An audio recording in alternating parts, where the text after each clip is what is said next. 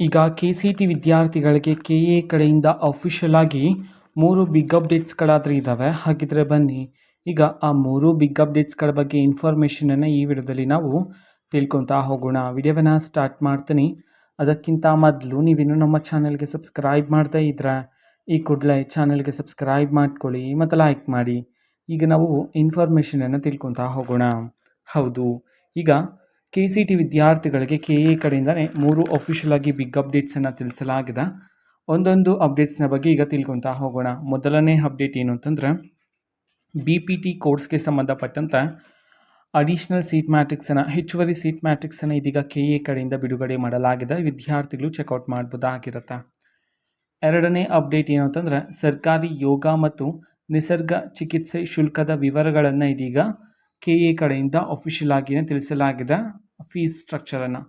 ಮೂರನೇ ಒಂದು big update ಏನು ಅಂತಂದರೆ ಕೃಷಿ ಕೋರ್ಸ್ಗೆ ಸಂಬಂಧಪಟ್ಟಂತೆ ಫೀಸ್ ಸ್ಟ್ರಕ್ಚರನ್ನು, ಶುಲ್ಕದ ವಿವರಗಳನ್ನು ಅಫಿಷಿಯಲ್ ಆಗಿಯೇ ಬಿಡುಗಡೆ ಮಾಡಲಾಗಿದೆ. ಈ 3 ಅಪ್ಡೇಟ್ಗಳ ಅಫಿಷಿಯಲ್ ಇನ್ಫಾರ್ಮೇಷನನ್ನು ನೀವು KA ಅಫಿಷಿಯಲ್ ವೆಬ್ಬಲ್ಲೂ ಸಹ check ಮಾಡ್ಬೋದಾಗಿರುತ್ತೆ.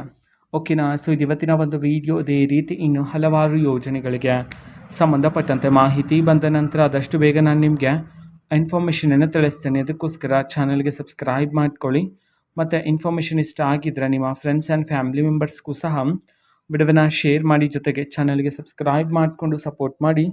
So thank you, bye.